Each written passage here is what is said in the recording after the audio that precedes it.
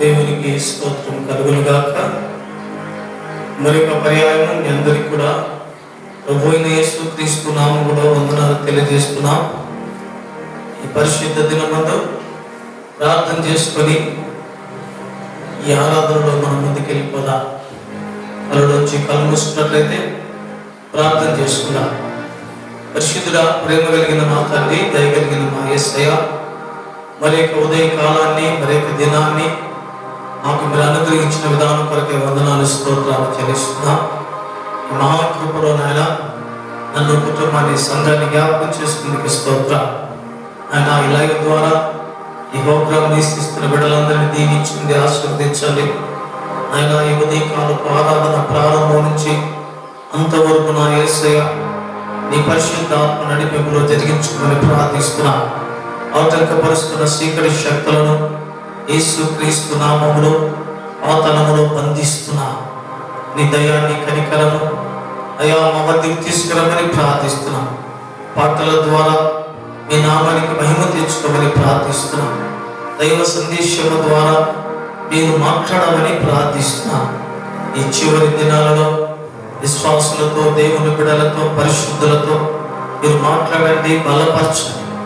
అయా నీ రాకడ కొరకే వారిని సిద్ధపరచండి. అయినా నీకు వందనాలు, స్తోత్రాలు.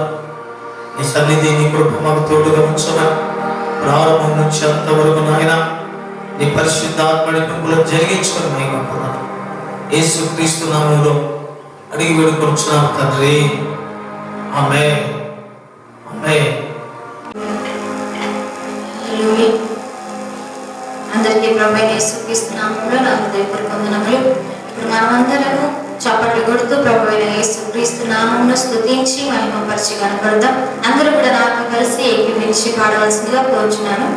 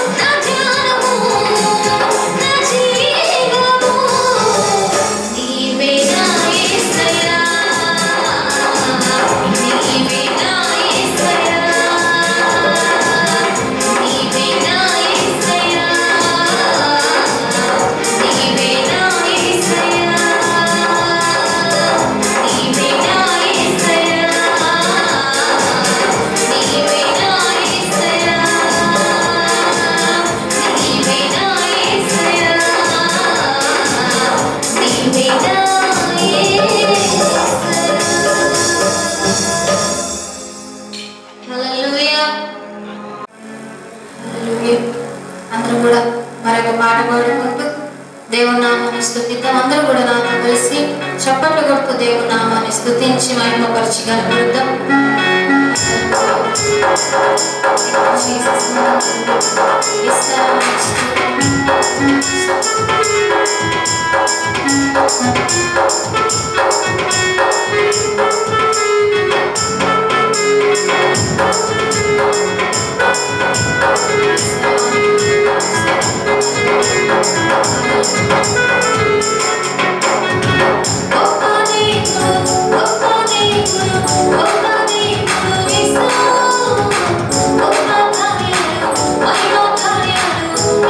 చేసి చూడు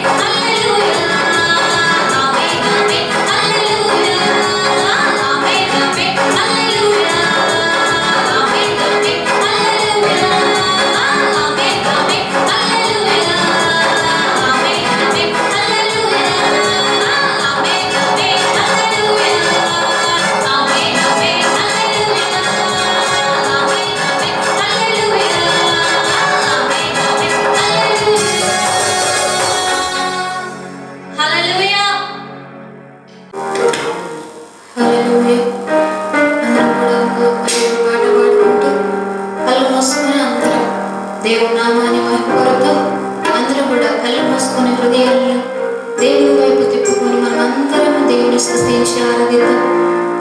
హల్లెలూయా యేసయ్యా నీకు స్తోత్రం. Thank you Jesus. Hallelujah hallelujah hallelujah యేసయ్యా నీకు స్తోత్రం. హల్లెలూయా జీసస్.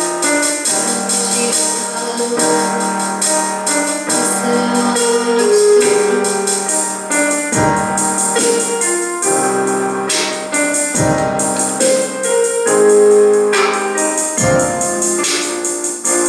నీవే నా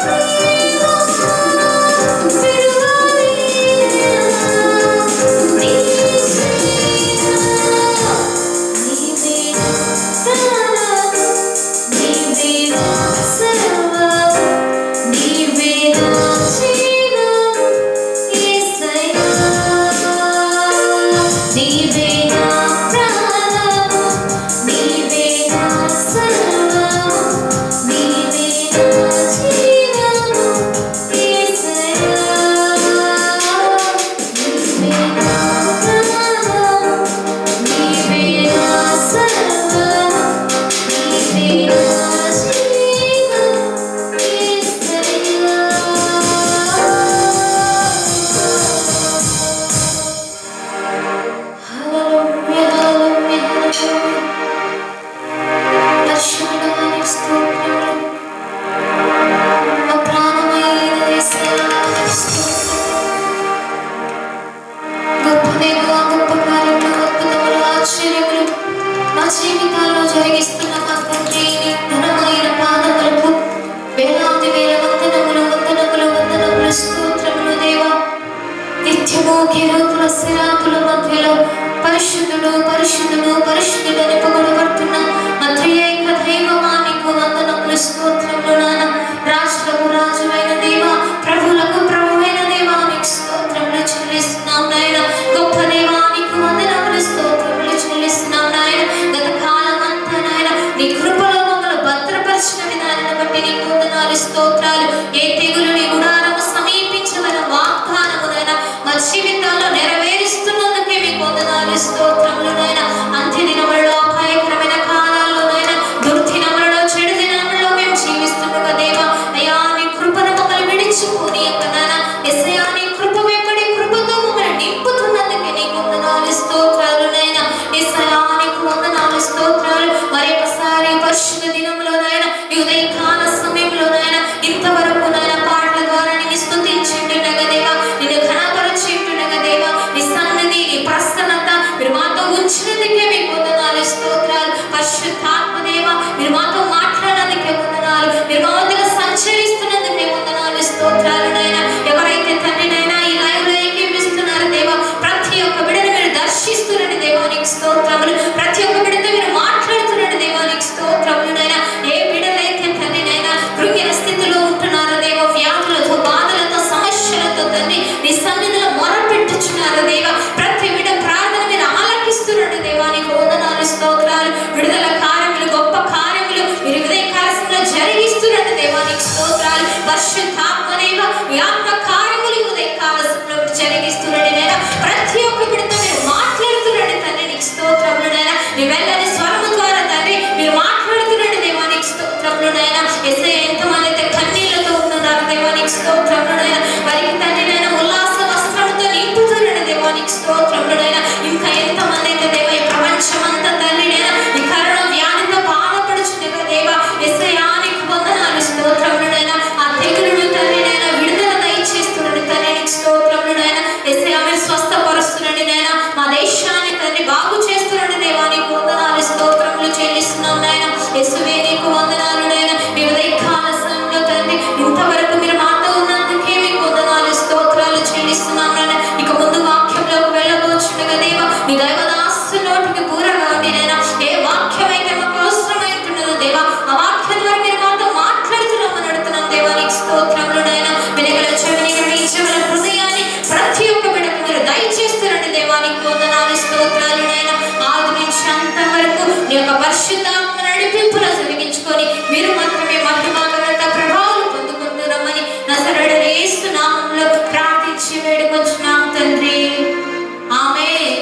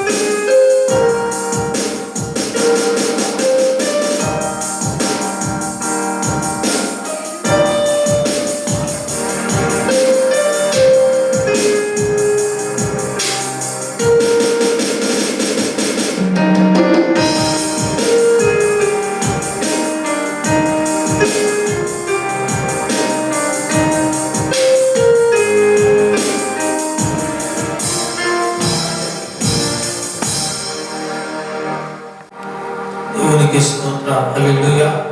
ఈ సమయంలో దేవుని యొక్క వాక్యాన్ని మనం చదువుకుందాం. అందరూ కూడా బైబిల్ గ్రంథాలు దయచేసి తెరవవలసిందిగా మనవి చేస్తున్నాం. పరిశుద్ధ గ్రంథంలో నుండి 97వ కీర్తన మొదటి నుండి చివరి వరకు దేవుని వాక్యాన్ని చదువుకుందాం. అందరూ కూడా 97వ కీర్తన. యెహోవా రాజ్యం చేయుచున్నాడు, భూలోకము ఆనందించునుగాక, దీపముల నీవు సంతోషించునుగాక. మేఘాంధకారములో ఆయన చుట్టుకుండును, నీతి న్యాయములు ఆయన సింహాసనాలకు ఆధారం. అగ్ని ఆయనకు ముందు నడుచుచున్నది, అది చుట్టూనున్న ఆయన శత్రువులను కాల్చివేయుచున్నది. ఆయన మెరుపులు లోకమును ప్రకాశింపచేయుచున్నవి, భూమి దాన్ని చూసి కనిపించుచున్నది. యెహోవా సన్నిధిని, సర్వలోకనాథుని సన్నిధిని పర్వతములు మైనము వలె కరుగుచున్నవి. ఆకాశము ఆయన నీతిని తెలియచేయుచున్నది, సమస్త జనములకు ఆయన మహిమ కనబడుచున్నది. వ్యర్థ విగ్రహములను బట్టి అతిశయపడుచు, చెక్కిన ప్రతిమలను పూజించు వారందరూ సిగ్గుపడుదురు. సకల దేవతలు ఆయనకు నమస్కారము చేయును. యెహోవా, సీయోను నివాసుల సంగతి విని న్యాయ విధులను బట్టి సంతోషిస్తున్నారు. యూదా కుమార్తెలు ఆనందించుచున్నారు. ఏలయనగా యెహోవా, భూలోకమంతటికి పైగా నీవు మహోన్నతుడవై ఉన్నావు. సమస్త దేవతలకు పైగా నీవు అత్యధికమైన ఔత్తన్యం పొంది ఉన్నావు. యెహోవాను ప్రేమించు వారారా, చుడుతనమును అసహించుకొనుడి. తన భక్తుల ప్రాణములను ఆయన కాపాడుచున్నాడు. భక్తిహీనుల చేతుల నుండి ఆయన వారిని విడిపించును. నీతిమంతుల కొరకు ఎలుగును, యథార్థ హృదయుల కొరకు ఆనందమును ఎత్తబడి ఉన్నది. నీతిమంతులారా, యెహోవా యందు సంతోషించుడి. ఆయన పరిశుద్ధ నామమును బట్టి ఆయనకు కృతజ్ఞతాస్తుతులు చెల్లించుడి. దేవునికి స్తోత్రం. హల్లెలూయా.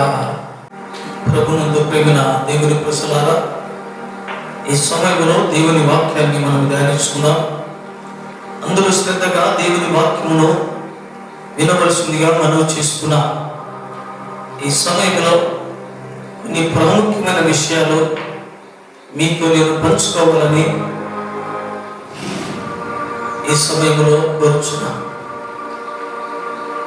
మనం ఉన్నటువంటి దినాలు చివరి దినాలని, ఇప్పుడున్న పరిస్థితులను బట్టి ప్రభువైన యేసుక్రీస్తు రాకడ అతి సమీపంగా ఉన్నదని మనము తెలుసుకొని ప్రతి ఒక్కరూ కూడా ప్రభు రాకడకు సిద్ధపడవలసిందిగా మనము చేస్తున్నాం. ఈరోజు నా ధ్యాన అంశం ఏమనగా, దేవుని చేత మంచి సాక్ష్యం పొందిన భక్తులు. ఒకటి, దేవుని చేత మంచి సాక్ష్యం పొందిన భక్తులు. దేవుడే వారి గురించి ఒక మంచి సాక్ష్యాన్ని చెప్పాడు. మనుషులు రకరకాలు చెప్తారు. వారికి ఇష్టమైతే మంచిగా చెప్తారు, ఇష్టం లేకపోతే చెడ్డగా చెప్తారు. అది లోకంలో జరుగుతున్న సంగతి. కానీ సర్వశక్తి కలిగిన దేవుడు, సమస్తము సృష్టించిన దేవుడు, ఆయన సమస్తము ఎరిగి ఉన్న దేవుడు, ఆయన చెప్పిన సాక్ష్యం అది సత్యమే. మొట్టమొదటగా దేవుని వాక్యంలో మనం గమనిస్తే ఆదికాండం 7వ అధ్యాయం మొదటి వచనాన్ని నేను చదువుతా. బైబిల్ గ్రంథంలో నుండి ఆదికాండం 7వ అధ్యాయం మొదటి వచనం. యెహోవా, ఈ తరము వారిలో నీవే నా ఎదుట నీతివంతుడవై ఎదుట చూచితిని గనుక నీవును నీ ఇంటి వారును ఓడలో ప్రవేశించుడి. చాలు. నా ప్రియమైన దేవుని బిడ్డలారా, ప్రభునందు సహోదరి సహోదరులారా, గమనించాలి. ఈ సమయంలో గమనించాలి. బైబిల్ గ్రంథంలో మనం గమనించినట్లయితే దేవాది దేవుడు నోవహును గురించి చెబుతున్నటువంటి సాక్ష్యం ఒకరోజు ఆయన ప్రత్యక్షమయ్యి, ఇదిగో ఈ తరము వారిలో ఇప్పుడున్నటువంటి పరిస్థితుల్లో ఈ భయంకరమైన దినాలలో నువ్వు ఒక్కడివే నీతిమంతుడుగా కనబడుతున్నావు కనుక నీతిమంతులను నేను ఎప్పుడు కూడా నాశనము చేయను, నీతిమంతులను ఎప్పుడు కూడా నేను విడిచిపెట్టను.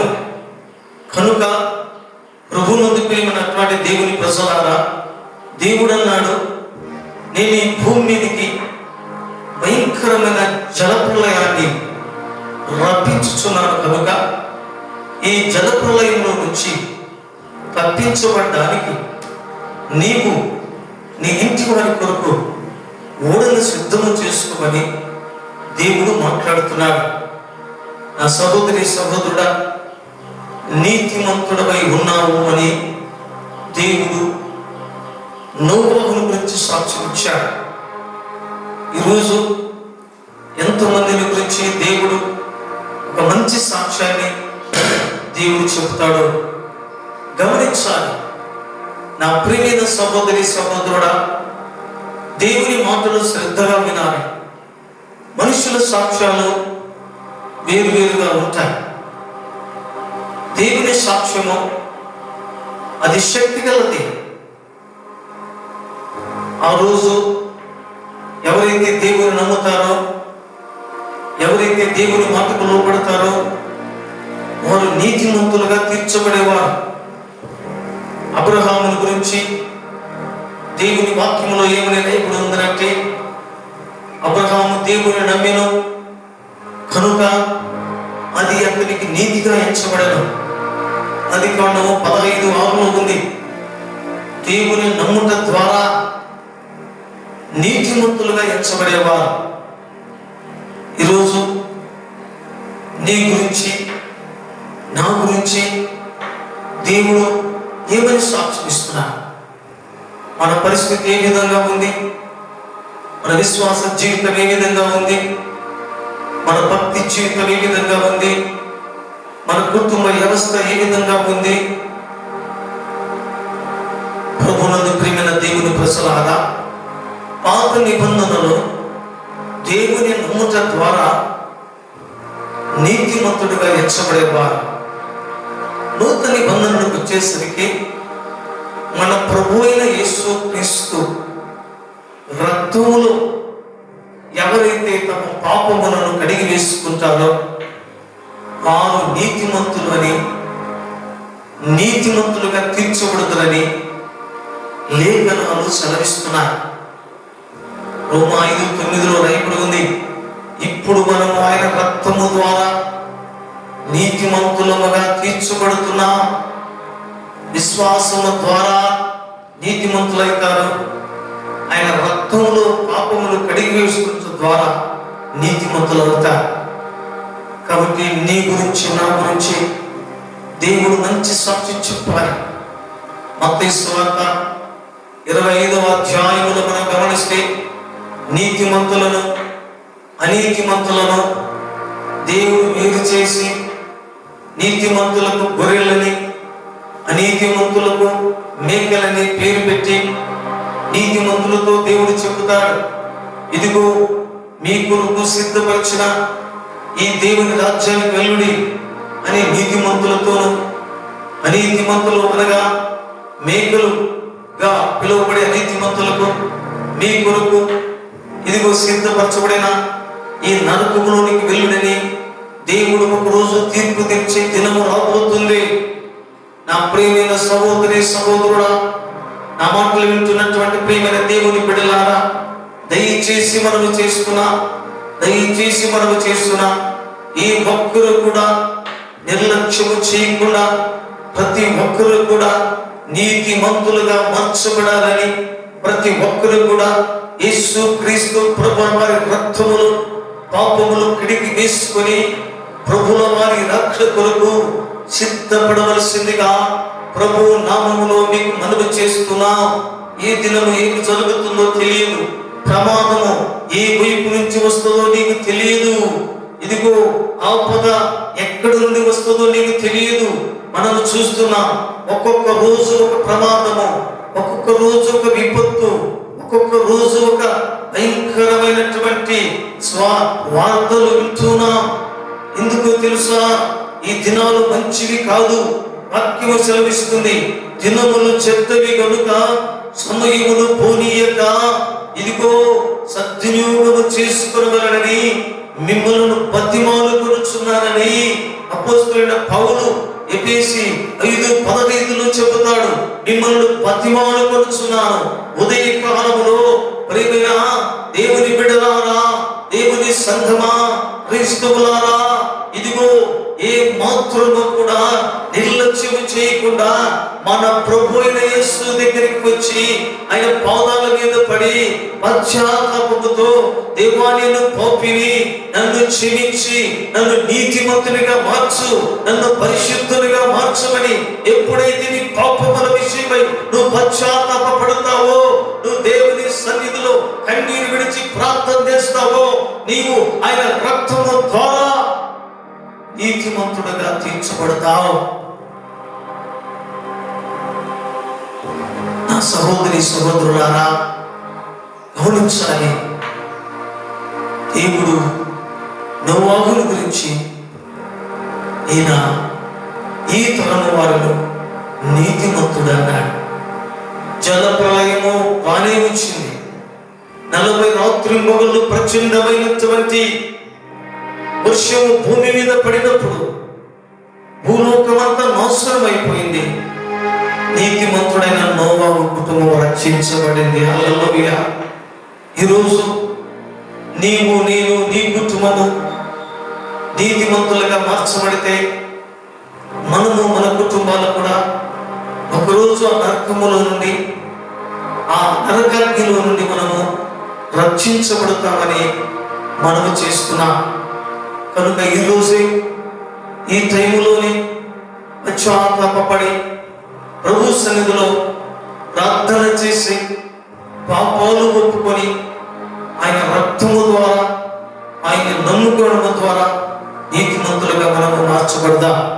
కాబట్టి మొదటి విషయము, దేవుడు నోవాహుతన్నాడు, నీవు నీతిమంతుడవు. దేవునికి స్తోత్రం. రెండు విషయాన్ని దేవుని వాక్యములో మనము చూసుకుందాం. పరిశుద్ధ గ్రంథములో నుండి సంఖ్యాకాండములో దేవుని వాక్యములో మనం గమనిస్తాం. సంఖ్యాకాండం 12వ అధ్యాయము 7వ వచనములో ఒక మాటను నేను చదువుతాను. సంఖ్యాకాండము 12వ అధ్యాయం 7వ వచనం.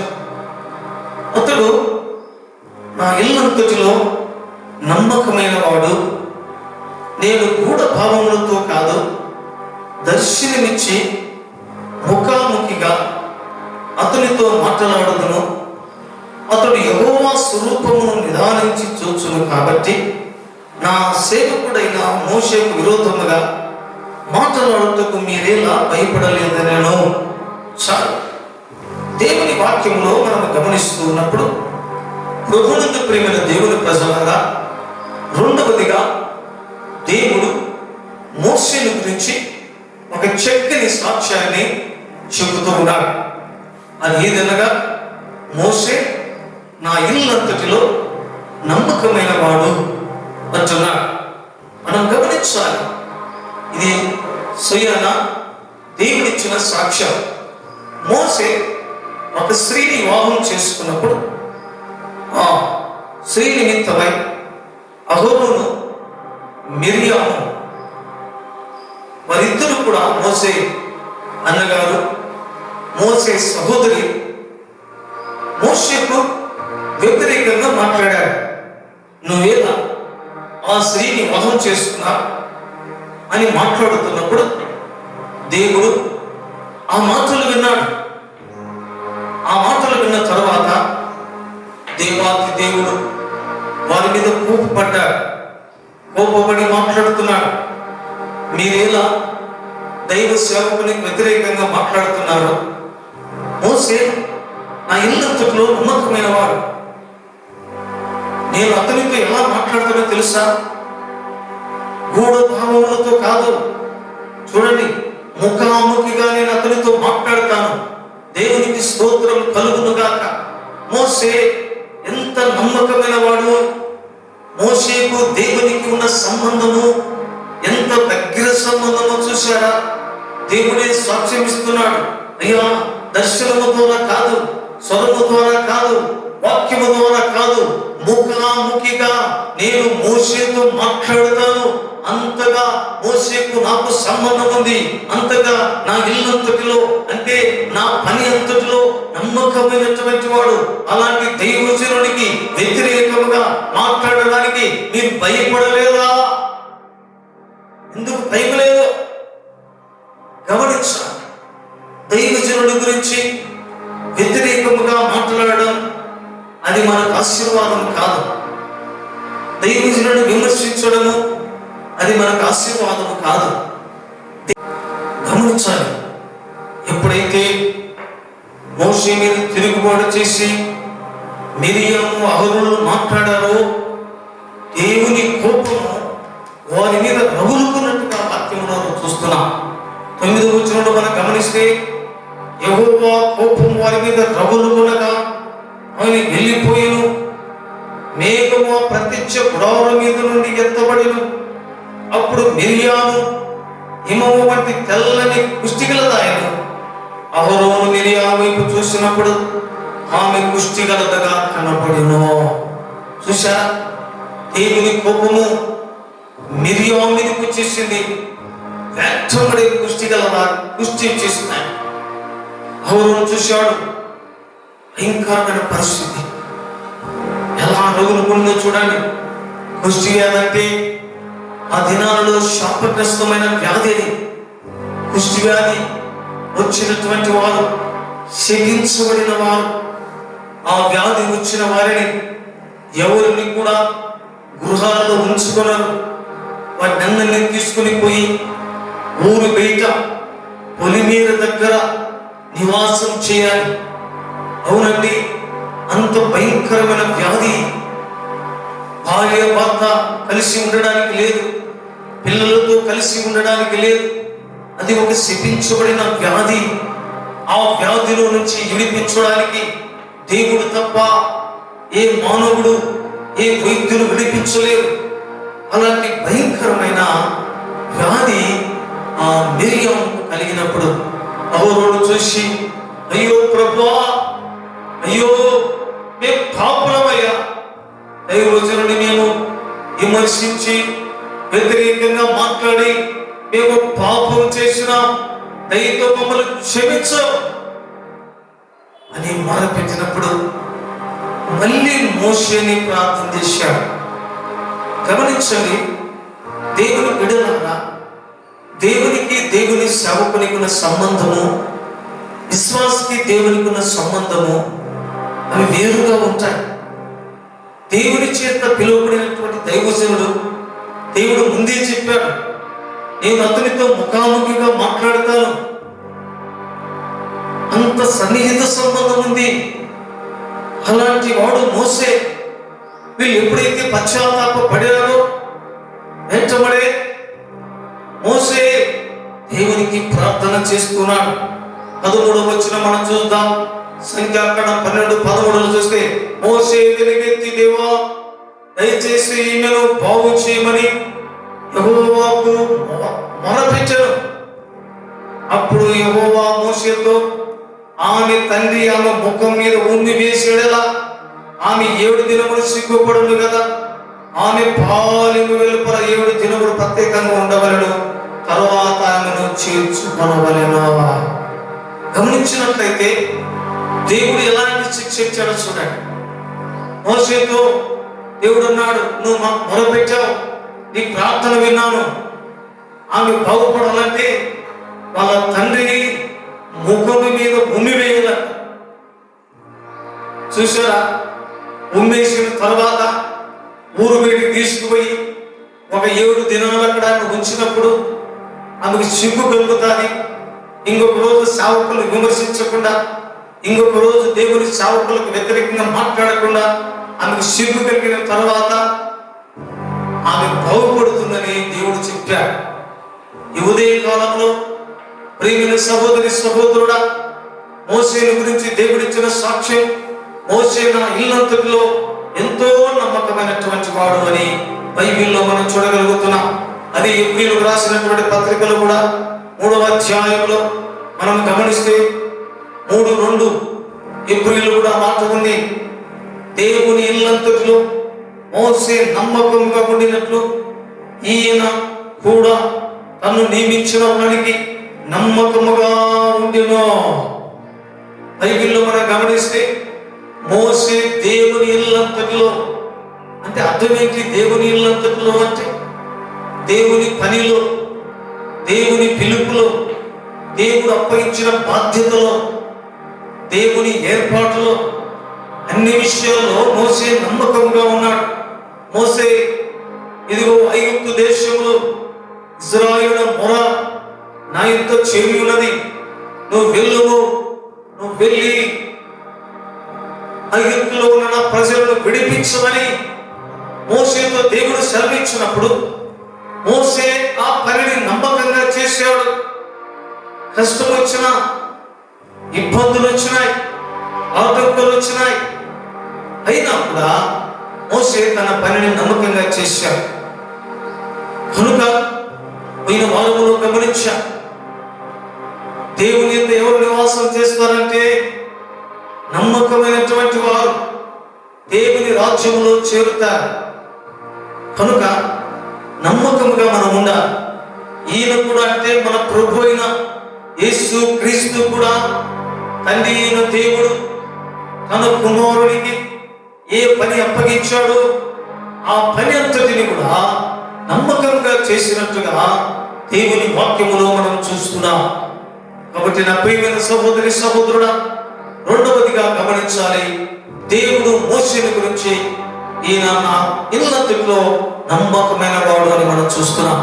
కాబట్టి మనము కూడా నమ్మకముగా దేవుని విషయాలు, అన్ని విషయాల్లో నమ్మకాన్ని మనము పోగొట్టుకోకుండా నమ్మకముతో మనం బ్రతుకుదా, దేవుని ఆశీర్వాదాన్ని మనం పొందుకుందా.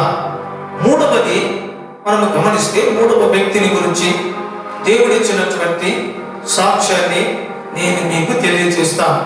బైబిల్ గ్రంథములో నుంచి యోబు గ్రంథం 1వ అధ్యాయం. దేవుడు యోబును గురించి ఇచ్చిన సాక్ష్యం 1వ అధ్యాయము 1వ వచనాన్ని నేను చదువుతాను. అందరూ దేవుని వాక్యాన్ని శ్రద్ధగా వినాలని, దేవుని వాక్యాన్ని శ్రద్ధగా రాసుకునండి. ఆ వాక్యమును హృదయంలో ఉంచుకునండి. ఆ వాక్యం మిమ్మల్ని బ్రతికిస్తుంది, ఆ వాక్యం మిమ్మల్ని నడిపిస్తుంది, ఆ వాక్యం మిమ్మల్ని ధైర్యపరుస్తుంది. యోబు గ్రంథం 1వ అధ్యాయం 1వ వచనం. ఊజు దేశమందు యోబు అను ఒక మనుషుడు ఉండెను.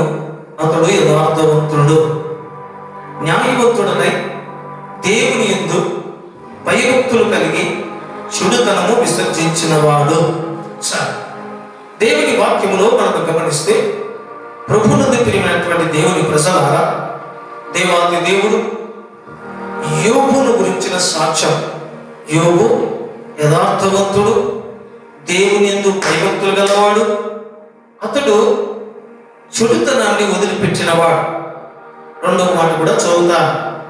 యోబు 1:8. సాతానుతో అపవాదితో చెప్తున్నాడు దేవుడు. అందుకు యెహోవా, నీవు నా సేవకుడైన యోబు సంగతి ఆలోచించితివా? అతడు యథార్థవంతుడు, న్యాయవంతుడనై దేవుని యందు భయభక్తులు కలిగి చెడుతనం విసర్జించిన వాడు, భూమి మీద అతని వంటి వాడు లేడు. దేవునికి స్తోత్రం. ఒక మంచి మాట, దేవుడిచ్చిన సాక్ష్యం.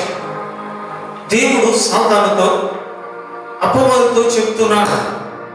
ఒకరోజు దేవుని ఎదుట దేవదూతలందరూ కూడా నిలవబడవలసిన సమయం వచ్చినప్పుడు ఆ దేవదూతలందరి మధ్యలో అపవాది కూడా వచ్చాడు.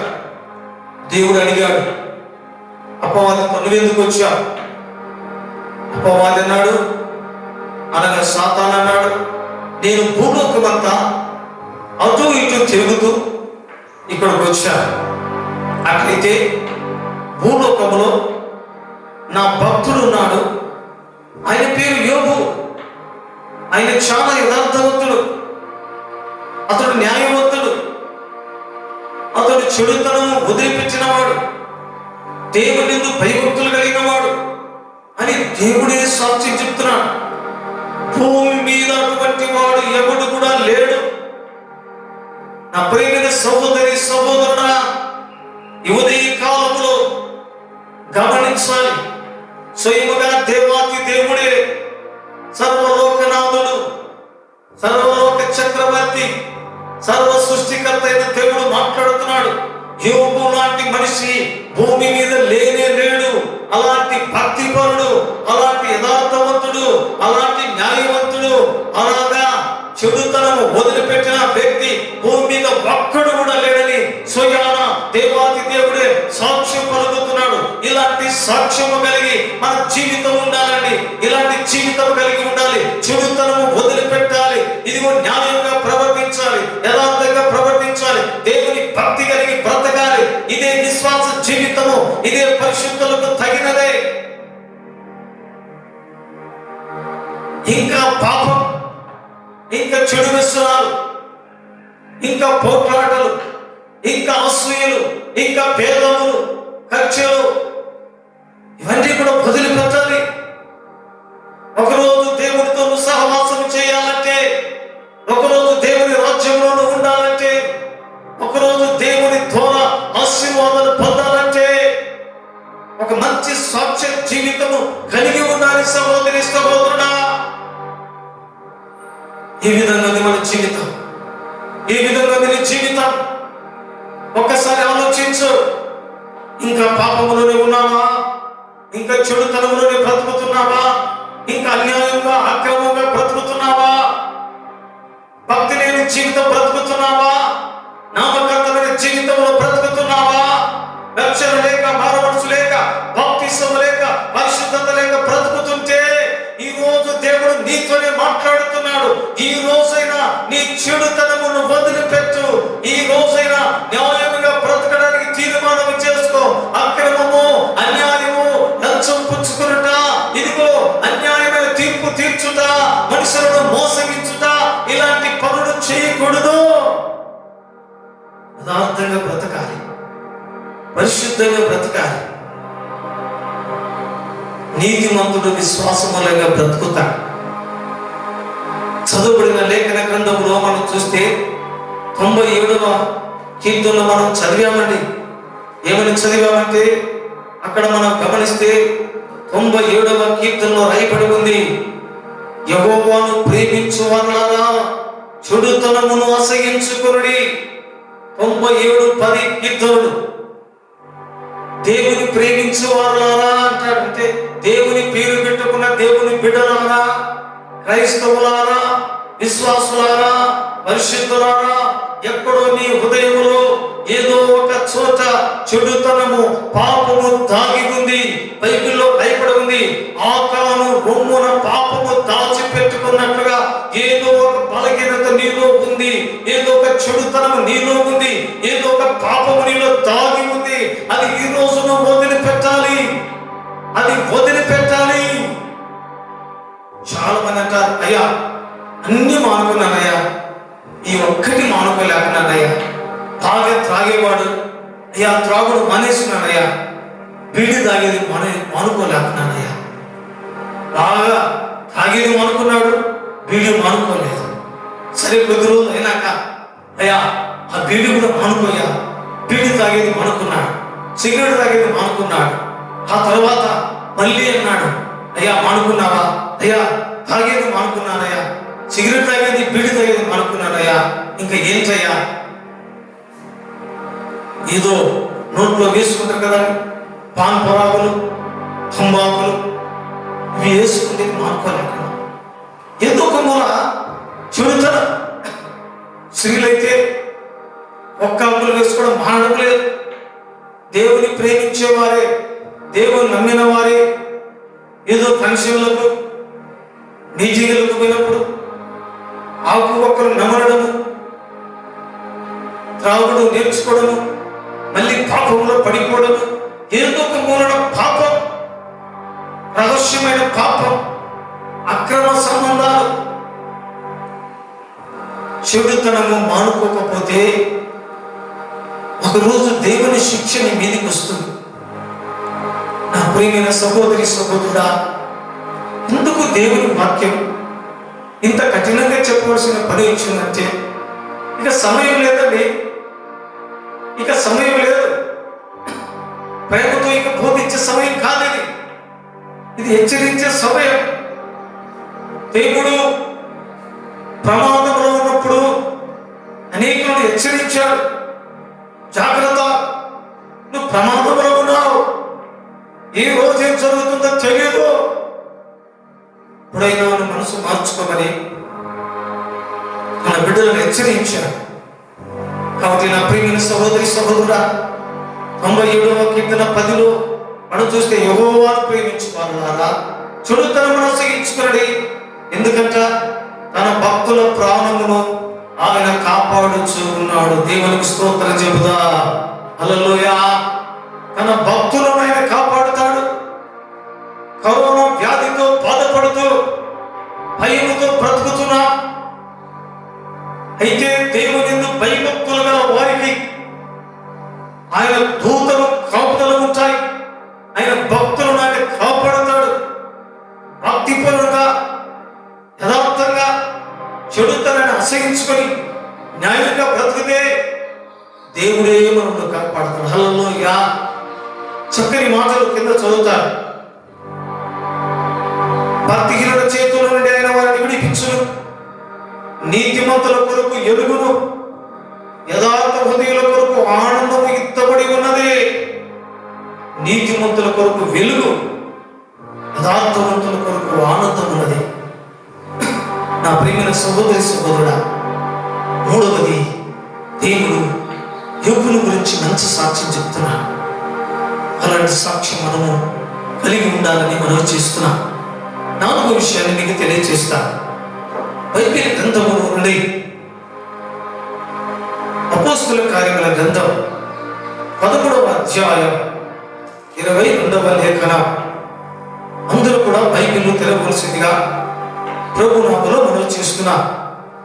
4వ భక్తుని గురించి దేవుడిచ్చిన సాక్ష్యం. అపోస్తలుల కార్యముల గ్రంథం 13వ అధ్యాయం 22వ లేఖనం చదువుతాం.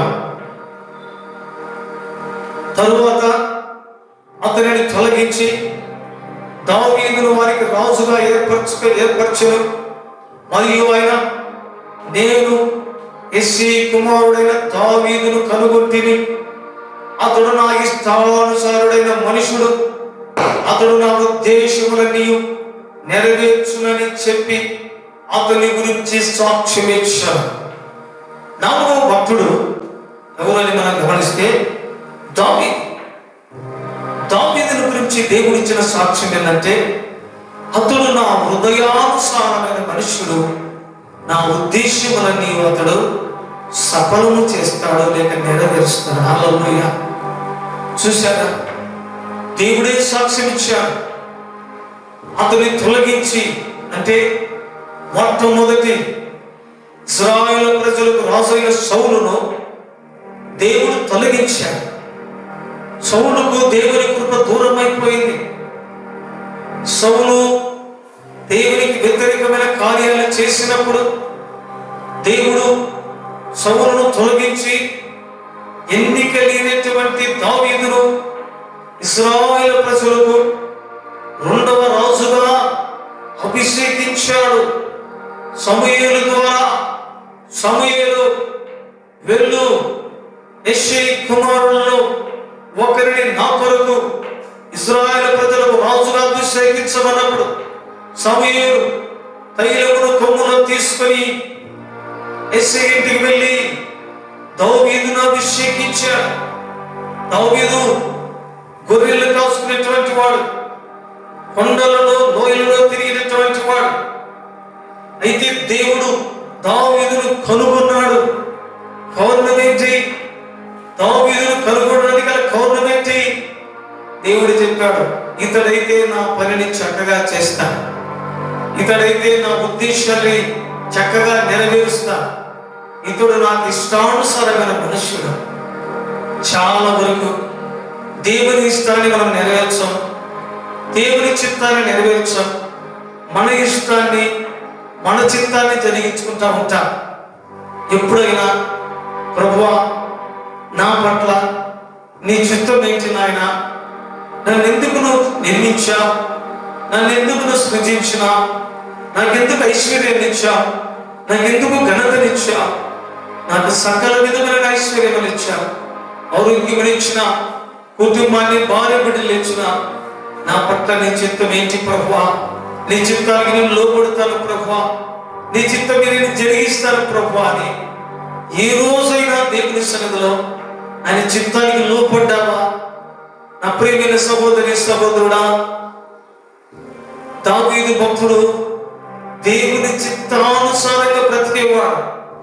40వ కీర్తనలో ఏమని రాయబడి ఉందంటే, 40వ కీర్తన 8వ వచనములో ఒక మాటను నేను చదువుతాను. అక్కడ దావీదు ఏమంటాడో చూడండి. నా దేవా, నీ చిత్తము నెరవేర్చుట నాకు సంతోషం, నీ ధర్మశాస్త్రము నా అంతర్యములో ఉన్నది. చూశారా, దావీదును కోరుకున్నాడు అంటే దావీదు దేవుని చిత్తమునకు లోబడేవాడు. దేవుని చిత్తము తెలియక, దేవుని చిత్తమునకు లోపడక, దేవుని పిలుపునకు లోపడక, దేవుని ఏర్పాటును మరిచి, దేవుని చిత్తాన్ని మరిచి ఎప్పుడైతే మనం జీవిస్తామో మన జీవితంలో అనేక దెబ్బలు, అనేక పోరాటాలు, అనేక సమస్యలు, అనేకమైన వ్యాధులు, అనేకమైనటువంటి బాధలకు మనం గురవుతాం. బైబిల్లో రాయబడి ఉంది, దేవుని చిత్తము ఎరిగి ఉండియు చిత్తపడని దాసునికి అనేక దెబ్బలు తగులును. ఈ ఉదయ కాలంలో దేవుని చిత్తము జరిగిస్తున్నావా సహోదరుడా? దేవుని చిత్తానికి లోబడుతున్నావా సహోదరి? ఏంటి మానవుని పట్ల దేవుని చిత్తము? బైబిల్లో మనం గమనిస్తే యెషయా గ్రంథం 43వ అధ్యాయము 7వ వచనములో బైబిల్ సెలవిస్తుంది, దేవుడు మానవుని ఎందుకు ఏర్పరచుకున్నాడు, దేవుడు మానవుని ఎందుకు నిర్మించాడు, దేవుడు మానవునికి సకల విధములైన ఐశ్వర్యములు ఎందుకు ఇచ్చాడు? తన చిత్తాన్ని నెరవేర్చడానికి. యెషయా గ్రంథం 43వ అధ్యాయం 7వ వచనం, నా మహిమ నిమిత్తము నేను సృజించిన వారిని, నా నామం పెట్టబడిన వారందరినీ తెప్పించును, నేనే వారిని కలుగజేసి తిని వారిని పుట్టించిన వాడును నేనే. ఎందుకు దేవుడు నిన్ను పుట్టించినాడో తెలుసా? ఎందుకు దేవుడు నిన్ను నన్ను నిర్మించాడో తెలుసా? సహోదరి సహోదరుడా, నువ్వు ఎవరైనా సరే, ఏ కులమైనా, ఏ జాతి అయినా, ఏ మతమైనా, ఏ స్థితిలో ఉన్నా కూడా, క్రైస్తవుడా, దేవుని బిడ్డలారా, ఒక్కసారి గమనించాలి. దేవుడు నిన్ను సృష్టించిన ఉద్దేశం ఏంటో తెలుసా? దేవుని మహిమ కొరకు, దేవుని చిత్తము నెరవేర్చడానికి, దేవుని పని చేయడానికి, దేవునికి సాక్షిగా ఉండడానికి, సువార్త పనిలో పాలు పొందడానికి, దేవునికి నీ కానుకలు, నీ దశంభాగాలు, నీ ధనము ఖర్చు పెట్టి ప్రభు రాజ్యాన్ని, ఇదిగో దేవుని రాజ్యాన్ని కట్టడానికి, దేవుని రాజ్య వ్యాప్తి కొరకు, దేవుని నామము నీ ద్వారా, నా ద్వారా ఈ భూలోకంలో గొప్ప చేయబడ్డానికే దేవుడు నిన్ను నన్ను కలుగజేశాడు. నా భార్య నాకు ఇష్టం, నా పిల్లలు నాకు ఇష్టం, నా డబ్బు నాకు ఇష్టం, నా ఉద్యోగం నాకు ఇష్టం. గమనించాలి. అయ్యా, దేవుడు నేను ఎంతగానో ప్రేమించాడయ్యా, నీకు చక్కగా ఉద్యోగం ఇచ్చాడయ్యా, మంచి కుటుంబం ఇచ్చాడయ్యా, దేవుడు నిన్ను ఆశీర్వదించాడయ్యా, ప్రభువు నమ్ముకోయా, దేవుని మందిరానికి అయ్యా అంటే అంటాడు, దేవుడు ఇచ్చాడా? నేను కష్టపడకుంటే, నేను పని చేయకుంటే ఎట్లా వస్తుంది? నీకు ఆరోగ్యం ఇవ్వకపోతే, నీకు ఔషధం ఇవ్వకపోతే నువ్వు ఏం కష్టపడతావు? నువ్వు ఏ ఉద్యోగం చేస్తావు? నువ్వు బ్రతికి పట్ట కట్టితేనే కదా. ఇలాంటి మనుషులు చాలా మంది ఉన్నారు. నా ప్రియమైన సహోదరి సహోదరుడా, దావీదు దేవుని చిత్తానికి లోబడి దేవుని మనసును కనుగొని ఆయన మనసులో ఉన్నటువంటిది ఏదో అది నెరవేర్చడానికి ఒక మంచి మనసు కలిగిన వాడు, దేవునికి పూర్తిగా లోపడిన వాడు.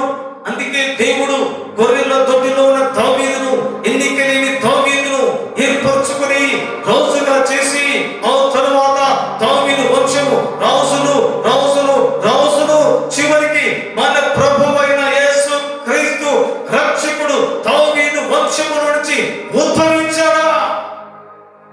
అది ఆశీర్వాదం. దావీదు రాజవంశంలో పుట్టల. రాజుల పిల్లలు రాజులు అవుతారు, పాస్టుల పిల్లలు పాస్టులు అవుతారు, కొన్నిసార్లు పోలీసులు అవుతారు, డాక్టర్ పిల్లలు డాక్టర్ అవుతారు. అంటే వాళ్ళు బాగా లోకంలో జరుగుతున్నారు. మరి దావీదు ఏమి రాజవంశంలో పుట్టలేదే, కానీ దేవుని ఉద్దేశం నెరవేర్చేవాడు, బాల్య దినములందే దేవునికి భయపడేవాడు, బాల్య దినములందే దేవుని యందు భక్తి కలిగిన వాడు కనుక దేవుడు దావీదును కోరుకున్నాడు. దేవుని స్తోత్రం చెప్తారు. హల్లెలూయా, హల్లెలూయా. నా ప్రియమైన సహోదరి సహోదరుడా, ఈ ఉదయకాలంలో గమనించాలి, దేవుని చిత్తము నెరవేర్చడానికే దేవుడు నిన్ను నన్ను కలగజేశాడు. అదే యెషయా గ్రంథం 43:21 చదువుతా.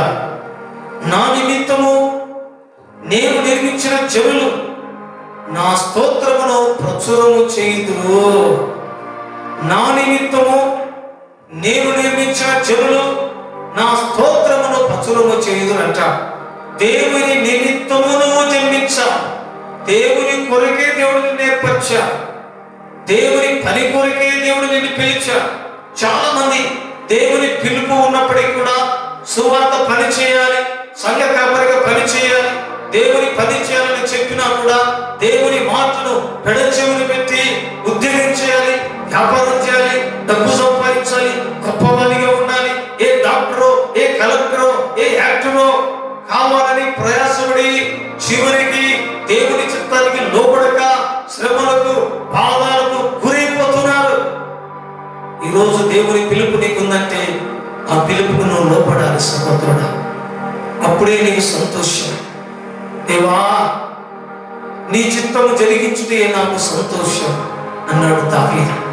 దేవుని చిత్తానికి లోబడకపోతే మనకు సంతోషం ఉండదు, నెమ్మది ఉండదు, ఆరోగ్యం ఉండదు. అన్నీ ఉంటాయి, డబ్బు ఉంటుంది, ఉద్యోగం ఉంటుంది, ఒక మంచి ఇల్లు ఉంటుంది, కావు ఉంటుంది, బండి ఉంటుంది, దేనికి కొదవ ఉండదు. కానీ హృదయంలో నెమ్మది ఉండదు, మనసులో సంతోషం ఉండదు. వెయ్యి బాగా సంతోషం కనబడతాం, కానీ మనుషుల ముందర మాట్లాడతాం, కానీ ఏదో హృదయంలో వేదన, ఏదో ఒక మూల దుఃఖం, ఏదో ఒక మూలన బాధ, నీ పిల్లల విషయమై, నీ కుటుంబ విషయమై, ఇదిగో నీ కలిగిన శ్రమ, నీ కలిగిన వ్యాధిని బట్టి ఏదో హృదయంలో తెలియని వేదన ఉంది సహోదరి సహోదరుడా. అయితే నువ్వు దేవుని చిత్తాన్ని నెరవేరిస్తే ఆ బాధలు ఆ వేదనను దేవుడు కొట్టివేస్తాడు. ఈ ఉదయ కాలంలో 4వదిగా దేవుడు దావీదుని గురించి, దావీదు నా ఇష్టానుసారమైన మనుషుడు, అతడు నా ఉద్దేశం నెరవేరుస్తాడని దేవుని వాక్యములో రాయబడి ఉంది. కాబట్టి సహోదరి సహోదరుడా, ఈ రోజైనా దేవుని చిత్తానికి నువ్వు లోపడతావా? దేవుని చిత్తానికి నువ్వు లోపడతావా? ప్రభువా, ఈ రోజు నుంచి నీ చిత్తాన్ని నేను జరిగిస్తాను, ఈ రోజు నుంచి నా జీవితాన్ని కల్పిస్తానని ప్రభు పాదాల దగ్గరికి వస్తే ప్రభు నిన్ను నీ కుటుంబాన్ని ఆశీర్వదిస్తాడు. 5వదిగా దేవుని వాక్యంలో మనం గమనిస్తే దేవుడు దానియేలు గురించి ఏమని సాక్ష్యం ఇచ్చాడో చదువుకుందాం. దానియేలు గ్రంథం 9:23 నేను చదువుతాను, చక్కగా దేవుని వాక్యాన్ని మనం చూసుకుందాం. దానియేలు గ్రంథం 9:23 నీవు బహుప్రియుడవు గనుక నీవు విజ్ఞాపన చేయని ఆరంభించినప్పుడు ఈ సంగతిని నీకు చెప్పుటకు వెళ్ళవలనని ఆజ్ఞ బయలుదేరని. కావున ఈ సంగతిని తెలుసుకొని నీకు కలిగిన దర్శన భావమును గ్రహించుము. చాలు. దేవుని వాక్యమును మనం గమనిస్తే, నా ప్రియమైన సహోదరి సహోదరుడా, దేవుడు సాక్ష్యం ఇచ్చినటువంటి వారిలో దానియేలు గురించి దేవుడు చెప్పాడు, నీవు బహు ప్రియుడు కనుక నువ్వు విజ్ఞాపన చేయడం ప్రారంభించిన వెంటనే నీ ఎద్దుకు నేను పంపబడి తిని ఆజ్ఞ. దానియేలు ఒక విషయమై ఒక మర్మాన్ని బయలుపరచాలని, ఒక విషయం దేవుని దగ్గర అడగడానికి ప్రార్థనలో ఒకరించి ప్రార్థిస్తున్నాను. ఎప్పుడైతే దానియేలు మోకరించి ప్రార్థన మొదలు పెట్టాడో వెంటనే పరలోకములో ఒక ఆజ్ఞ జారీ చేయబడింది. దేవునికి స్తోత్రం, హల్లెలూయా. సహోదరి సహోదరుడా, ఈ ఆజ్ఞ. దానియేలు భూలోకములో ప్రార్థన చేస్తున్నాడు. ఆయన ఒకే విషయమే అడుగుతున్నాడు. ఒక కళ భావము అడుగుతున్నాడు. ఒక దర్శన భావాన్ని గురించి అడుగుతున్నాడు. అతనికి తెలియజేయడానికి త్వరగాను వెళ్ళమని దేవుడు తన దూతను దానియేలు దగ్గరికి పంపించాడు. అయితే ఆ దూత వచ్చేటప్పుడు సాతానుడు అడ్డగించుకున్నాడు. దాదాపు ఆ సాతానుతో విజయం పొందడానికి దేవుడు మిఖాయేలు దూతను పంపించాడు. మిఖాయేలు దూత అడ్డగించిన సాతానుతో యుద్ధం చేసి ఆ దూత వచ్చేసరికి 21 రోజులు పట్టింది. దానియేలు 21 రోజులు దేవునిలో ఉపవాసముని ప్రార్థించాడు. మనం గమనించాలి, ఎప్పుడైతే ప్రార్థన మొదలు పెట్టాడో అప్పుడు పరలోకంలో ఆజ్ఞ ఇవ్వబడిందనే మాట చూడండి, ఎంత గొప్ప మాట. నీవు నేను కూడా ప్రార్థన చేస్తే దేవుడు వెంటబడి స్పందించి మనకు జవాబిచ్చినట్లుగా దేవునికి మనం ప్రియమైన బిడ్డలముగా, ప్రియమైన కుమారుడుగా, ప్రియమైన కుమార్తెలుగా మనం మార్చబడాలి. దానియేలు దేవునికి బహుప్రియుడు. ఎందుకు ఆ మాట చెప్పబడింది? దానియేలు ఎంత పరిశుద్ధుడు, ఎంత భక్తిపరుడు అంటే, ఈ బబులోను సామ్రాజ్యము యెరూషలేము మీద దండయాత్ర చేసి ఆ యెరూషలేమును పాడు చేసి యెరూషలేములో ఉన్నటువంటి వారిని అందరినీ చెరపట్టుకొని వచ్చినప్పుడు వారిలో కూడా దానియేలు, శత్రువుకు మెషిక్ అనేటువంటి యవనస్తులు కూడా కొనుక్కోబడ్డారు బబులోను దేశానికి. అప్పుడు వారు ఏం చేసేవారంటే, ఎవరైనా యవనస్తులను వారు యుద్ధము కొరకు లేకుంటే రాజ్యంలో పని కొరకు ఎన్నుకునేవారు.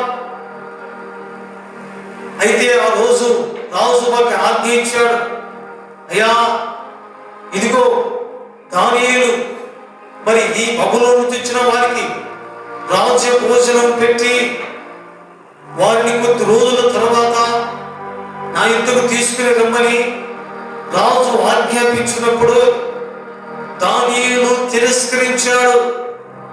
రాజ్య భోజనము నాకు వద్దు, రాజు తినే భోజనము నాకు వద్దు, సాధారణమైన భోజనము నాకు చాలు, ఆకుకూరలు కూరగాయలతో ఉండిన భోజనము నాకు చాలు. ఎందుకు? దానియేలు గ్రంథములో మీరు గమనిస్తే దానియేలు ఆ మాటను ఎందుకు తిరస్కరిస్తున్నాడు చూద్దాం. బైబిల్లో మనం చూస్తే దానియేలు గ్రంథం 1వ అధ్యాయం 8వ వచనంలో, రాజు భుజించు భోజనమును పానమును చేయు ద్రాక్షారసమును పుచ్చుకొని తన్ను అపవిత్రపరచుకొనకూడదని దానియేలు ఉద్దేశించి తాను అపవిత్రుడు కాకూడనట్లు వాటిని పుచ్చుకొనకుండా సెలవిమ్మని నపుంసకుల అధిపతికి వేడుకున్నాడు. రాజు భోజనము తింటే ఏం జరుగుతుంది? రాజు భోజనములో మందు ఉంటుంది, విందు ఉంటుంది, మాంసం ఉంటుంది, రకరకాల భోజనాలు. కాబట్టి ద్రాక్షారసం తాగాలి. అందుకే దానియేలు అన్నాడు, ఆ రాజు భోజనం తిని నన్ను నేను అపవిత్రపరచుకోను తీర్మానం చేసుకున్నాడు. ఆ అధిపతిని అడిగాడు, అయ్యా నీకు మనవి చేస్తున్నాను, ఆ భోజనం నాకు వద్దయ్యా, ఇదిగో సాధారణమైన భోజనం పెట్టి పిలిచి నన్ను రాజు దగ్గర తీసుకొని పో అంటే తను పరిశుద్ధంగా బ్రతుకుతున్నాడు. తన జీవితాన్ని అపవిత్రం లేకుండా చూసుకుంటున్నాడు. తన జీవితాన్ని పరిశుద్ధంగా ఉంచుకుంటున్నాడు. చాలా మంది ఈనాడు కూడా క్రైస్తవులు, దేవుని బిడ్డలు ద్రాక్ష రసం అంటే మందు తాగేవారు ఉన్నారు, మద్యం తాగేవారు ఉన్నారు, ఎవరికి తెలియకుండా రహస్యంగా తాగుతూ ఉన్నారు. అదేం పాపం కాదులే అని నువ్వు ఎప్పుడైతే అపవిత్రమైనది ముడతావో అది నీకు అపవిత్రతే. అపవిత్రమైనది ముట్టకూడదని ప్రభు సెలవిస్తున్నాడని వాక్యంలో రాయబడి ఉంది. ద్రాక్షారసమే కానీ మద్యమునే కానీ నీవు సేవించకూడదని ఆ రోజు సంసోను తల్లితో దేవుడు చెప్పాడు. అసలు అది ముట్టకూడదండి దేవుని బిడ్డలు, అది తాకకూడదు, అది అపవిత్రం. నువ్వు అపవిత్రమైపోతావు, దేవునికి దూరం అయిపోతావు. దేవుని సన్నిధిలో ఇదిగో నిన్ను నువ్వు అపవిత్రపరుచుకుంటావు. దానియేలు తన జీవితాన్ని, పరిశుద్ధ జీవితాన్ని కాపాడుకున్నాడు. రాజు ఆజ్ఞను కూడా తిరస్కరించాడు. ఒక్కసారి గమనించండి, ఎందుకు దానియేలు బహుప్రియుడిగా మార్చబడ్డాడు? ఊరికేనేనా? ప్రార్థన మొదలు పెడతానే ఎందుకు జవాబు దానియేలు దగ్గరకు వచ్చింది? అలాంటి భక్తిపరుడు అండి. మనం కూడా అలాగా మన జీవితాన్ని సాధ్యమైనంత వరకు అపవిత్రం కాకుండా చూసుకోవాలి. త్రాగుడు ద్వారా కానీ, చూపుల ద్వారా కానీ, క్రియల ద్వారా కానీ, మాటల ద్వారా కానీ అపవిత్రత లేకుండా చూసుకోవాలి. నా ప్రియమైన సహోదరి సహోదరుడా, దానియేలు తను పరిశుద్ధపరచుకున్నవాడు. అందుకే దేవునికి బహుప్రియుడిగా మార్చబడ్డాడు. రెండవది మనము గమనిస్తే దానియేలుకు ఒక శోధన వచ్చింది. దానియేలుతో పనిచేసేటువంటి వారు దానియేలు మీద నేరం మోపాలని, తప్పు మోపాలని, దానియేలు ఏ విధమైనా సరే ఈ రాజానంతపురం నుండి తీసివేయాలి, ఉద్యోగం నుంచి తొలగించాలని సరిపోయిన వ్యక్తులు దానియేలు మీద నేరం మోపాలని చూసి కనిపెడితే దానియేలులో ఏ తప్పు గాని నేరము గాని కనబడలేదు. హల్లెలూయా. దానియేలు గ్రంథం 6వ అధ్యాయం 4వ వచనం గమనించాలి. అందుక ప్రధానులు, అధిపతులను రాజ్యపాలన విషయంలో దానియేలు మీద ఏదైనా ఒక నింద మోపబడని ఉండి తగిన ఏదో కనిపెట్టుచుండిరి. కానీ దానియేలు నమ్మకస్తుడై ఏ నేరమైనను ఏ తప్పైనను చేయవాడు కాడు కనుక దానియేలులో తప్పైనను లోపమైనను కనుగొనలేకపోయిరి. దానియేలు తనను తాను పరిశుద్ధపరచుకున్నాడు. ఒకటి. రెండవది, దానియేలు తాను చేసే డ్యూటీలో, రాజు అప్పగించిన పనిలో నమ్మకముగా ఉన్నాడు. తప్పు గాని, లోపము గాని, పొరపాటు గాని ఏమీ లేకోకుండా ఎంతో జాగ్రత్తగా పనిచేస్తున్నాడు. ఎలాంటి లంచము అపేక్షించలేదు, ఎలాంటి మోసము, ఎలాంటి అబద్ధము లేకుండా ఎంతో నమ్మకంగా, నేరము లేకుండా బ్రతుకుతున్నాడు. పని వాళ్ళు ఏ విధమైనా సరే దానియేలు విరిగించాలని చూశాడు, కానీ కనుక్కోలేకపోయినా. సహోదరి సహోదరుడా, క్రైస్తవ జీవితము చాలా కష్టంగానే ఉంటుంది. మరి అయినా దేవుని రాజ్యంలో చేరాలంటే తప్పకుండా ఉండాలి. జీవన పోరాటంలో సమస్యలు ఎదురవుతాయి. ఉద్యోగం చేసే కాడ, వ్యాపారం చేసే కాడ, కుటుంబ వ్యవస్థలో ఎన్నో రకాల సమస్యలు వస్తాయి. అయినా కూడా సాధ్యమైనంత వరకు దేవుని దగ్గర నేరము లేకుండా, తప్పు లేకుండా, అపవిత్రత లేకుండా జాగ్రత్తగా కాపాడుకోవాలి. చివరికి ఇక దానియేలు మనం ఎలా ఇబ్బంది పెట్టలేము. అతని ఒకే ఒక విషయంలో ఆయన ఇబ్బంది పెట్టవచ్చు. కానీ దానియేలు ప్రతిరోజు దేవునికి 3 సార్లు ప్రార్థన చేసేవాడు. ముమ్మారు దేవుని స్తుతించి ప్రార్థన చేసేవాడు. ఈ విషయంలో అతన్ని ఇరికించవచ్చునని దానియేలును ఇరికించడానికి రాజుకు ఒక ఆలోచన ఇచ్చారు. అయ్యా, ఇదిగో కొద్ది రోజులు ఈ బబులోను సామ్రాజ్యంలో ఉన్నవారు ఎవరు కూడా ఏ సమస్య వచ్చినా ఏ దేవునికి కానీ ఏ మానవునికి కానీ ఏ విషయం చెప్పుకునవద్దు అని ఒక శాస్త్రాన్ని పుట్టించారు. ఆ శాస్త్రాన్ని ఉల్లంఘిస్తే అటువంటి వారిని సింహపాలనలో వేయబడతారని రాజు ఒక తీర్మానం చేసి శాస్త్రాన్ని పుట్టించి శాస్త్రం మీద సంతకం చేసి ప్రజలందరికీ తెలియజేశారు. ఆ విషయం దానియేలుకు తెలిసింది. చూద్దాం వాక్యములో దానియేలు గ్రంథం 6:10 మనం చూస్తే, ఇట్టి శాస్త్రము రాయించి సంతకము చేసెను. పైన 9 కాగా రాజు దర్యావేషు శాస్త్రం రాయించి సంతకం చేసెను. 10 ఇట్టి శాస్త్రము సంతకం చేయబడినని దానియేలు తెలుసుకొనెను. అతడు తన ఇంటికి వెళ్ళి యథాప్రకారముగా అనుదినము 3 మోకాళ్ళుని తన ఇంటి పై కిటికీలు యెరూషలేము తట్టు తెరవబడి ఉండగా తన దేవునికి ప్రార్థన చేయించు ఆయనను స్తుతించుచు వచ్చింది. దేవునికి స్తోత్రం చెప్పండి.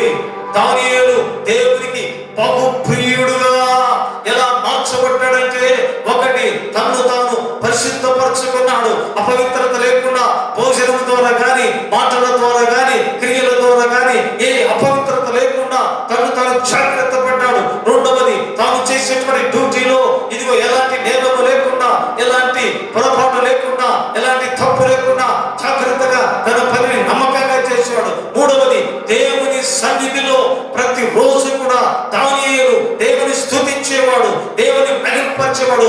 రోజుకు 3 మార్లు దేవుని సన్నిధికి వెళ్ళి మోకరించి దేవునికి ప్రార్థన చేసి దేవుని స్తుతించేటువంటి అనుభవం కలిగిన వాడు. నా ప్రియమైన సహోదరి సహోదరుడా, దేవుని సన్నిధిలో ఎన్నిసార్లు దేవునికి ప్రార్థిస్తున్నాం, ఎన్నిసార్లు దేవుని స్తుతిస్తున్నాం. భోజనం రోజుకు 3 పూట్ల తింటున్నా, ప్రార్థన ఒక పూటైనా చేసుకుంటున్నావా?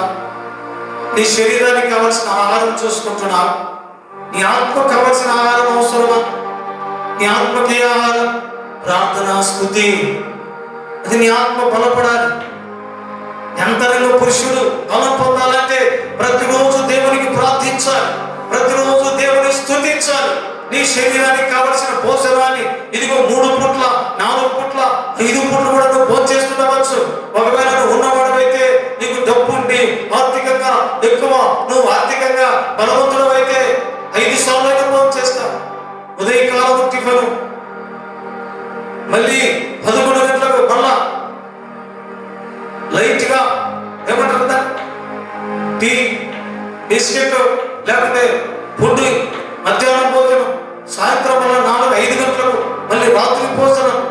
రోజుకు 5 మార్లు మనం శరీరానికి కావాల్సిన ఆహారం తీసుకుంటున్నాం. కానీ మన ఆత్మ బలపడడానికి ఏది ఆహారం? శరీరమేమో బలపడతా ఉంది ఆరోగ్యంగానే, అంతరంగములో ఉన్నటువంటి ఆత్మ బలహీనమై కురిసించి లాస్ట్ కు ఆత్మ చచ్చిపోతే ఒక రోజు నరకానికి వెళ్ళే పరిస్థితి వస్తుంది. దానియేలు ఎలాంటి భక్తి కలిగిన వాడంటే, అయ్యా సింహపురంలో వేస్తే సింహాలు ఏం చేస్తాయో తెలుసా? సింహాలు ఆ మనిషిని భయంకరముగా పట్టుకొని చంపేసి తింటాయి. అయినా పర్వాలేదు, ప్రాణము సైతము లెక్క చేయకుండా ప్రతిరోజు దేవునికి ప్రార్థించేవాడు, ప్రతిరోజు దేవునికి స్తుతించేవాడు. అలాంటి భక్తి పరుడండి దానియేలు. ఈనాడు ఎలాంటి భక్తి పరుడు ఉన్నా నీ ఆత్మీయ జీవితం ఎలా ఉంటుంది? నీ వ్యక్తిగత ప్రార్థన, నీ ఆత్మీయ జీవితం ఎలా ఉంది? ఎవరి ఆత్మను వారు తీర్చుకోవాలి, బలపరచుకోవాలి. సహోదరి సహోదరుడా, దానియేలు భయపడలేదు, ప్రాణం పోతుందని భయపడలా. చివరికి వాళ్ళు రానివచ్చారు, రాజుకు చెప్పారు. రాజు అన్నాడు, దానియేలు నిజమేనా? నిజమే ప్రభువా. సరే, దానియేలు తీసుకుని పోయి సింహపురంలో వేయమంటే దానియేలు తీసుకుని పోయి సింహపురంలో వేశారు. దేవునికి స్తోత్ర. దేవుడు తన దూతను పంపించి ఆ సింహాల నోలను మోపించినాడు. హల్లెలూయా. ఎప్పుడైతే మన జీవితంలో ప్రాణత్యాగం చేయగలుగుతావో అప్పుడే దేవుడు అద్భుతాన్ని చేస్తాడు. దేవుని స్తోత్ర. రాసున్నాడు, ఇంకోసారి పరీక్షించుకో. పరీక్షించేది లేదు, ఏమీ లేదు. నేను ప్రార్థన చేయకుండా నేను ఉండలేను. సింహాలు నోరును మోయించినాడు దేవుడు. దానియేలు సింహం బోలులో సురక్షితంగా ఉన్నాడు. రాజు వచ్చాడు, పొన్ను దగ్గరికి వచ్చి అడుగుతున్నాడు. మనం గమనిస్తే దానియేలు గ్రంథము 6వ అధ్యాయమును మనం గమనిస్తే 20 వచనం, అతడు గృహ దగ్గరకు రాగానే దుఃఖ స్వరముతో దానియేలును పిలిచి, జీవము గల దేవుని సేవకుడైన దానియేలు, నిత్యమును సేవిస్తున్న నీ దేవుడు నిన్ను రక్షింపగలిగేనా అని అతన్ని అడిగారు. అందుకు దానియేలు, రాజు చెరకు వరకు జీవించునుగాక, నేను నా దేవుని దృష్టికి నిర్దోషిగా కనబడితిని కనుక ఆయన తన దూతను పంపించి సింహములు నాకు ఏ హాని చేయకుండా వాటి నోళ్ళు మూయించెను. రాజా, నీ దృష్టికి నేను నేరం చేసిన వాడు కాదు కదా అనేను. నిర్దోషిని నా దేవుని ఎదుట, అందుకే నా దేవుడు సింహపు నోళ్లను మోయించాడు. రాజా, నీ దృష్టిలో నేను నేరం చేయలేదు కదా.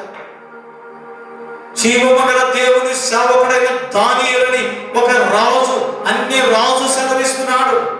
ఈ రోజు నుంచి ఈ బబులోను సామ్రాజ్యములో రాజు మరి ఒక శాసనాన్ని పుట్టించాడు. బబులోను సామ్రాజ్యంలో ఉన్నటువంటి మనుషులందరూ కూడా ఈ శాస్త్రాన్ని అనుసరించాలి. దానియేలు దేవుడే నిజమైన దేవుడు, దేవునికి స్తోత్రం చెప్పాలి. దానియేలు చేరిస్తే నిలబడే దేవుని రాజ్యము అది నిరంతరం ఉంటుంది. దానియేలు దేవుడే నిజమైన దేవుడు, ఆ దేవుడే గొప్ప దేవుడు. ఆ దేవుడు విడిపించడానికి, ఆ దేవుడు నడిపించడానికి శక్తివంతుడు. దేవునికి స్తోత్ర. 27 వచనం 6:27లో ఆయన విడిపించేవాడును రక్షించేవాడనయ్యుండి పరమందు భూమి మీద సూచన క్రియలు ఆశ్చర్య కార్యములు చేయవాడు, ఆయనే సింహాల నోట నుండి ఈ దానియేలును రక్షించనని వ్రాయించను. మనం గట్టిగా ఒక్కరు నిలబడితే రాజ్యమే మారిపోతుంది. హల్లెలూయా. ప్రాణత్యాగము చేయగలిగితే ఒక విశ్వాసి, ఒక సేవకుడు, ఒక పరిశుద్ధుడు ప్రాణత్యాగానికి నిలబడితే భక్తిలో లోకమే మారిపోతుంది. హల్లెలూయా. నీ వీధే మారిపోతారు, నీ సంఘమే మారిపోతారు, నువ్వు పనిచేసే ఆఫీసు అందరూ మారిపోతారు. హల్లెలూయా. దానియేలు బహుప్రియుడు కనుక నేను ఎందుకు పంపబడ్డాను. నా మాటను ముగిస్తున్నాను. అదే దానియేలు గ్రంథము 10వ అధ్యాయము 11వ వచనంలో కూడా ఈ మాట ఉంది. దానియేలు, నీవు బహుప్రియుడు కనుక నీ ఎందుకు పంపబడితే నీవు లేచి నిలబడి నేను నీతో చెప్పు మాటలు తెలుసుకున్నామనేను. దేవునికి స్తోత్ర. అతడు ఈ మాటలు నాతో చెప్పగా నేను వణుకుచూ నిలబడి తిని. దేవునికి స్తోత్రం కలుగును గాక. హల్లెలూయా. దానియేలు, భయపడకము, నీవు తెలుసుకునవలెనని నీ మనసును అప్పగించి దేవుని ఎదుట నేను తగ్గించుకున్న మొదటి దినం మొదలుకొని నీవు చెప్పిన మాటలు వినబడినవి కనుక నీ మాటలను బట్టి నేను వచ్చి తిని ఆమె చెబుతా. ఎన్ని గుణలక్షణాలు ఉన్నాయంటే బైబిల్లో దానియేలు మొట్టమొదటగా తన్ను తాను అపవిత్రపరచుకోకుండా పరిశుద్ధంగా బ్రతికాడు. రెండవది నమ్మకస్తుడుగా ఉన్నాడు. మూడవది నేరము లేనివాడుగా, తప్పు లేనివాడుగా, లోపం లేనివాడుగా ఉన్నాడు. నాలుగవది దేవుని స్తుతించేవాడుగా, దేవునికి ప్రార్థించేవాడుగా ఉన్నాడు. ఐదవది దేవుని సన్నిధిలో నిర్దోషిగా ఉన్నాడు. దేవుని దృష్టిలో నిర్దోషిగా ఉన్నాడు. బైబిల్ మనం గమనిస్తే ఇంకా చాలా ఉన్నాయి. ఇక్కడ తగ్గించుకున్నాడట, తన్ను తాను తగ్గించుకున్నవాడుగా ఉన్నాడు. ప్రభువుని ప్రేమ దేవుని ప్రజలారా, ఇంకా మనం గమనిస్తే అనేక విషయాలు దేవుని దృష్టిలో ఆయన అనుకూలమైన వ్యక్తిగా ఉన్నాడు. ఏడవది దేవుని సేవకుడు అంట. రాజా చెప్పాడు, జీవము గల దేవుని సేవకుడుగా ఉన్నాడు. నా ప్రియమైన సహోదరుడు, అందుకే అంత ప్రియమైన వాడుగా మార్చబడ్డా. ఈరోజు నీవు నేను కూడా దేవునికి ప్రియమైన వారంగా మార్చబడితే దేవుడు నిన్ను నన్ను కూడా ఆశీర్వదిస్తాడు. నీ ప్రార్థన నా ప్రార్థన కూడా దేవుడు మరి విని త్వరగా జవాబు వస్తుంది. దేవుడు మాటలు దీవించుగాక. ఆమె ప్రార్థన చేసుకున్నాం. తలలో వచ్చండి. పరిశుద్ధుడా, ప్రేమ కలిగిన తండ్రి, నీ పరిశుద్ధ నామమునకు వందనాలు. ఇంతవరకు నువ్వు మాట్లాడేందుకే వందనాలు ప్రభువా. అవునయ్యా, దేవుని చేత మంచి సాక్ష్యం పొందిన 5 భక్తుల గురించి నాయన మీరు మాట్లాడారు. మేము కూడా ఒకరోజు నీ దగ్గర మంచి సాక్ష్యం పొందే బిడ్డలుగా మీరు మారుస్తున్నామని ప్రార్థిస్తున్నాం. ఈ మాటలు విన్నటువంటి ప్రతి ఒక్కరి హృదయాల్లో ఈ వాక్యం పరీక్షను గాక, ప్రతి ఒక్కరి హృదయము తెరవబడును గాక. యేసయ్యా, మీ నామములో అద్భుతములు జరుగును గాక. Thank you Holy Spirit. ప్రతి భయము, ప్రతి టెన్షను, ప్రతి వ్యాధులు తొలగిపోవును గాక. కరోనా వ్యాధి నుంచి ప్రజలను విడిపిస్తున్నది ప్రభువా. అయ్యా, దేవుని బిడ్డలకు నీ రక్తము తోడుగా ఉండును గాక నాయన.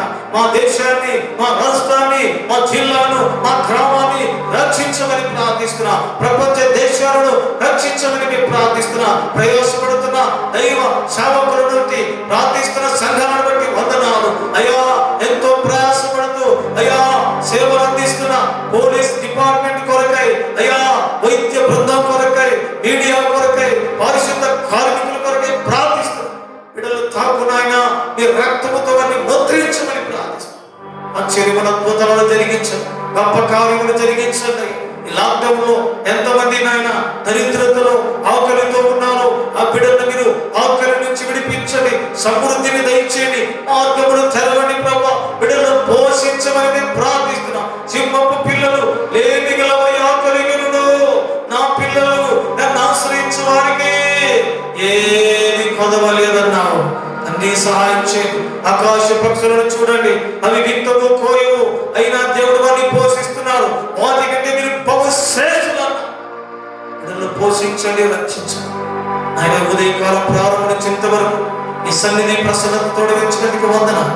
నీ చిత్తమైతే, నీ రాకడాలసమైతే మరి ఒక దినం మేమందరం కూడుకుని కృపను దయచేయండి. యేసు నామములో నడుచున్నాం తండ్రి, ఆమేన్. తండ్రి అయిన దేవుని యొక్క ప్రేమ, ప్రభు అయిన యేసుక్రీస్తు వారి కృప, పరిశుద్ధ ఆత్మ దేవుని నిన్ను సహవాసం ఇప్పుడు ఉన్న దేవుని బిడ్డలందరికీ ఇప్పుడు ఎల్లప్పుడూ సదాకాలం మనందరికీ తోడే నడిపించును గాక. ఆమేన్. యేసు రక్తమే జయ, ప్రభు యేసు రక్తమే జయ, ప్రభు యేసు నామమున సంపూర్ణ కలుగును గాక. ఆమేన్. ప్రభు నామములో అందరికీ వందనాలు. దేవుడి మరి దీవించి ఆశీర్వదించును గాక.